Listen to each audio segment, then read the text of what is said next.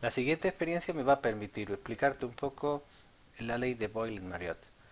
Recordar que Boyle y Mariotte estudiaron el comportamiento de los gases cuando se mantenían a temperatura constante, observando que el producto de la presión por el volumen siempre era también una constante, es decir, que la presión y el volumen guardaban una relación inversamente proporcional.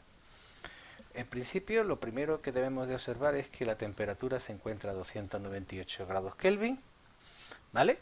Que la temperatura es una forma de medir el movimiento, es decir, la temperatura es la forma macroscópica de medir el movimiento microscópico, que la presión es la forma de medir la fuerza que hacen las partículas en sus choques con las paredes del recipiente, y aquí lo que tenemos es una pequeña palanquita para cambiar el volumen del recipiente. Así que lo que vamos a hacer es, reduciendo o aumentando el volumen del recipiente, ver cómo varía el comportamiento o el número de choques que se producen con las paredes.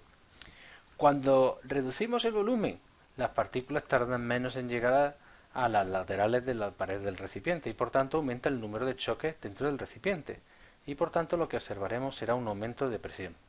Y cuando aumentemos el volumen, las partículas tardarán más en llegar a las paredes del recipiente y por tanto se producirá una disminución de presión.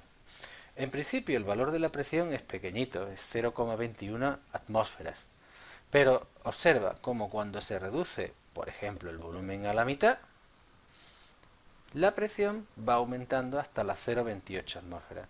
Habrás observado cómo el control de temperatura aumenta o disminuye según el caso para mantener la temperatura constante dentro del recipiente. Obviamente, cuando reducimos el volumen también aumenta la energía interna del sistema y por tanto hay que terminar enfriándolo.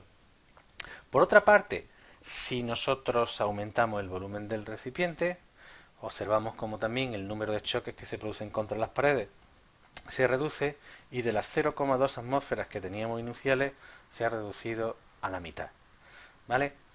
Básicamente, pues recordamos, como hemos visto en nuestro libro, con la siguiente tabla y vemos cómo la relación entre el volumen y la presión se va manteniendo constante, que era lo que veíamos nosotros. Cuando el volumen era de 30 litros, la presión era de 0,5 y su producto era constante 15.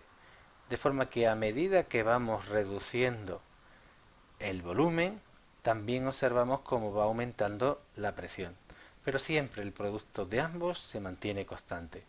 Fijaros bien aquí cómo aparecen las dos curvas, una a diferente temperatura que la otra, pero lo que quiero que veáis es cómo se observa el carácter inversamente proporcional de uno, de forma que cuando vamos reduciendo el volumen del recipiente, fijaros cómo los valores de presión van cogiendo valores cada vez más grandes.